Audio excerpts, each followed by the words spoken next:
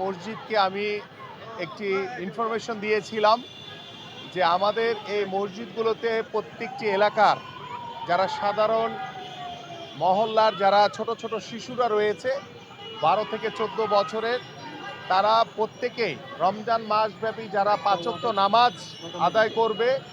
এবং আমাদের এখানে 4টি ওয়ার্ডে আমরা 6টি মসজিদে আমরা এই সাইকেল উপহার বিতরণ কার্যক্রম আজকে আনুষ্ঠানিকভাবে শুরু করেছি।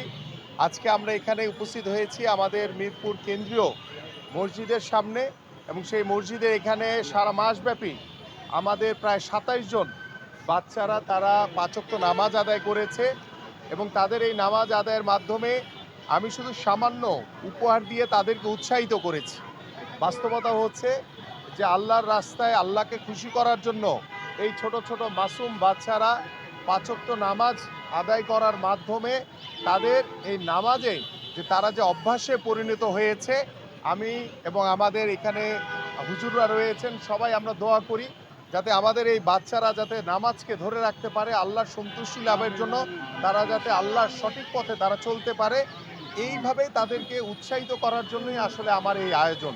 এবং আমি আমার এই এলাকার সন্তান হিসেবে, ভাই হিসেবে, সবার বন্ধু হিসেবে আমি এই ছোট ছোট বাচ্চাদের উদ্দেশ্যে এবং ছোট ছোট বাচ্চাদের যে ভবিষ্যৎ, উজ্জ্বল ভবিষ্যৎ কামনা করে আমি তাদের জন্য দোয়া করি আল্লাহ পাক যাতে তাদেরকে কবুল করে।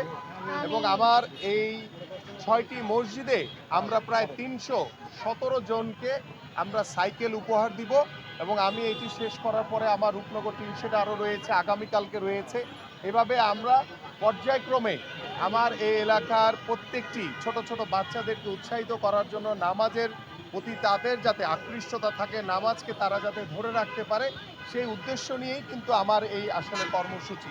সো আমরা আশা করি যে আমার এই এলাকায় আমরা এবার হয়তোবা 6টি মসজিদে করেছি ইনশাআল্লাহ।